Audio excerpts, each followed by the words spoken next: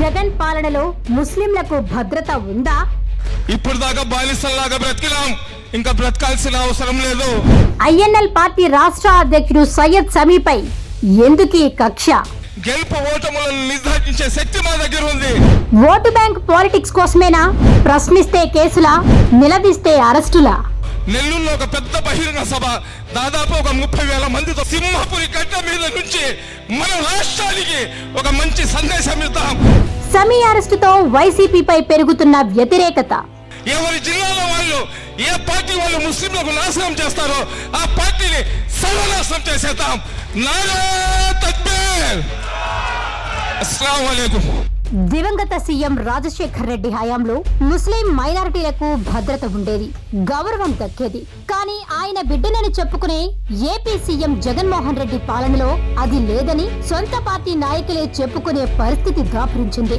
Jagan CM అయిన నాటి నుంచి ముస్లిం మైనారిటీలకు దక్కాల్సిన ప్రయోజనాలేవీ దక్కకుండా పోయాయి. పథకాలకు కోత పెట్టాడు, రేషన్ లో రంజాన్ తోఫా కట్ చేశాడు, ప్రశ్నిస్తే కేసులు పెట్టించాడు, నిలదీస్తే అరెస్టులు చేయించాడు. ఇందుకు ఎన్నో నిదర్శనాలున్నాయి. నెల్లూరులో ఇండియన్ నేషనల్ లీగ్ పార్టీ రాష్ట్ర అధ్యక్షుడు సయ్యద్ సమీ మీద పెట్టిన అక్రమ కేసు రాష్ట్రంలో పెను సంచలనాన్ని సృష్టించిన విషయం తెలిసిందే. హైకోర్టు జడ్జి గారు ఎక్కడ ఉన్నారు? ముస్లింలకు న్యాయం లేదా? మైనారిటీలు చచ్చిపోతారు.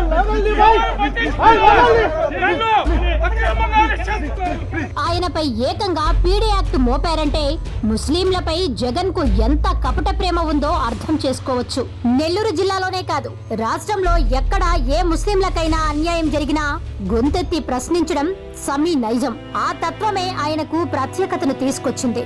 ముస్లిం మైనారిటీల ప్రయోజనాలను, హక్కులను కాపాడడమే లక్ష్యంగా పనిచేశారు. ఇండియన్ నేషనల్ లీగ్ పార్టీ రాష్ట్ర అధ్యక్షుడిగా ఉన్న సయ్యద్ సమీ జిల్లాలో నెల్లూరు రూరల్ ఎమ్మెల్యే కోటంరెడ్డి శ్రీధర్ రెడ్డి సన్నిహితుడిగా ఉన్నారు.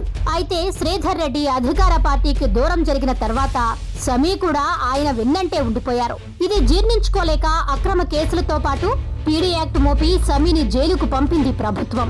అయితే సమీ అక్రమ అరెస్టు రాష్ట్ర వ్యాప్తంగా ఉన్న ముస్లిం మైనారిటీ వర్గాల్లో ఆగ్రహ జ్వాలలు రేపింది.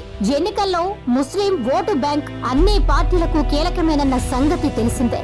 నెల్లూరు జిల్లాలో 10కి 10 స్థానాలు వైసీపీ గెలిచిందంటే ముస్లిం ఓటు బ్యాంక్ ఎంత బలమైందో అర్థం చేసుకోవచ్చు. కోటంరెడ్డితో సమీ ఉంటే, పార్టీ మారితే జిల్లాలోనే కాకుండా రాష్ట్ర వ్యాప్తంగా ముస్లిం ఓట్లన్నీ పోతాయని భావించి నయానో భయానో తమ దారికి తెచ్చుకునే ప్రయత్నం చేసి విఫలమైంది వైసీపీ సర్కార్.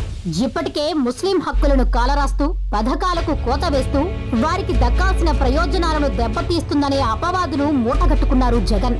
ఇది చాలదన్నట్టు మైనారిటీలపై దాడులకు కూడా తెగబడడం, ఇదేంటని ప్రశ్నిస్తే జైలుకు పంపడం రివాజుగా మారింది. ఈ కక్ష సాధింపుల్లో భాగమే సమీ అరెస్టు కూడా.